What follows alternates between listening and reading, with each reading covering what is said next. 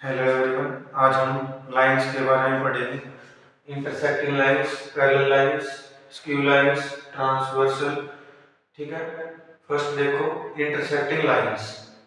If two lines cut each other at a point they are called intersecting lines. अगर कोई दो lines किसी एक पॉइंट पर कट करती है एक दूसरे को, तो इनको क्या कहेंगे? Intersecting lines. इस फिगर में जो O पॉइंट है, यहाँ पर ये L लाइन और M लाइन इंटरसेक्ट कर रही है। ठीक है, तो इस O पॉइंट को क्या कहेंगे? Point of intersection. ठीक है, parallel lines. If two lines do not intersect each other they are called parallel lines. अगर दो लाइंस इंटरसेक्ट ना करें तो उनको क्या कहेंगे? पैरेलल लाइंस कहेंगे। ठीक है, अगर इन दोनों लाइंस को किसी भी साइड एक्सटेंड करे और इंटरसेक्ट ना करे तो ये पैरेलल लाइंस होंगी। ठीक है, अब देखो skew lines. Two lines which are in two planes.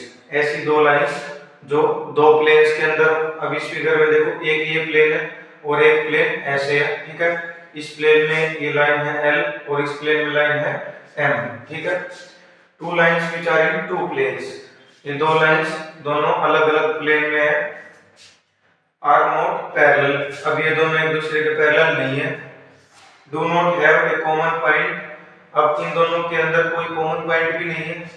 तो ये तीनों कंडीशन जो लाइन सेटिस्फाई करेगी उन लाइंस को क्या कहेंगे? Skew lines. ठीक है, transversal. A line which cuts two or more given lines at different points. ऐसी लाइन जो दो अलग अलग लाइंस को दो अलग अलग पॉइंट पे इंटरसेक्ट करेगी, उस लाइन को क्या कहेंगे? ट्रांसवर्सल। ठीक है, यहाँ पर दो लाइन है L और M। इन दोनों लाइन को ये लाइन N इंटरसेक्ट कर रही है दो अलग अलग पॉइंट पे, तो ट्रांसवर्सल क्या होगी? लाइन N लाइन होगी, ये ट्रांसवर्सल कहेंगे हम इसको। ठीक है,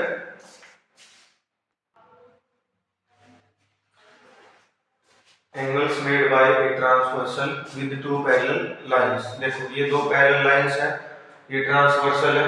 ठीक है, तो इसके अंदर एंगल्स पड़ेंगे अलग अलग टाइप के। Corresponding angle, alternate interior, alternate exterior, को इंटीरियर एंगल्स। देखो कोरस्पोंडिंग एंगल, एंगल 2 और एंगल 6। एंगल 2 और एंगल 6 कोरस्पोंडिंग एंगल्स है। एंगल 3 और 7, एंगल 1 और 5, एंगल 4 और एंगल 8। तो ये चार पेयर कोरस्पोंडिंग एंगल्स हैं। ठीक है, अब कोरस्पोंडिंग एंगल्स इक्वल भी होते हैं भाई। ठीक है, तो ये सारे एंगल्स इक्वल भी होंगे। Angle 2 equal to angle 6, angle 1 equal to angle 5, angle 3 equal to angle 7, angle 4 equal to angle 8। Corresponding angles equal होते हैं। जब देखो दो पैरेलल लाइंस हो और एक ट्रांसवर्सल हो तो कोरस्पोंडिंग एंगल इक्वल होंगे। इसका उल्टा भी ट्रू है भाई। कैसे? अगर कोरस्पोंडिंग एंगल्स इक्वल हैं तो ये दोनों लाइन पैरेलल होंगी। ठीक है, अल्टरनेट इंटीरियर एंगल्स। देखो एंगल 3 और एंगल 5, एंगल 3 और एंगल 5 अल्टरनेट इंटीरियर एंगल्स हैं। एंगल 4 और एंगल 6 ये दोनों भी अल्टरनेट इंटीरियर एंगल्स हैं। ठीक है, अल्टरनेट इंटीरियर एंगल्स इक्वल होते हैं तो angle 3 equal to angle 5, angle 4 equal to angle 6। ठीक है, लाइंस पैरेलल है, एक ट्रांसवर्सल है, तो अल्टरनेट इंटीरियर एंगल इक्वल होंगे। अगर अल्टरनेट इंटीरियर एंगल इक्वल है तो ये लाइंस पैरेलल होंगी। ठीक है, अल्टरनेट एक्सटीरियर एंगल्स। देखो एंगल 2 और एंगल 8 अल्टरनेट एक्सटीरियर एंगल है। एंगल 1 और एंगल 7 ये भी अल्टरनेट एक्सटीरियर एंगल है।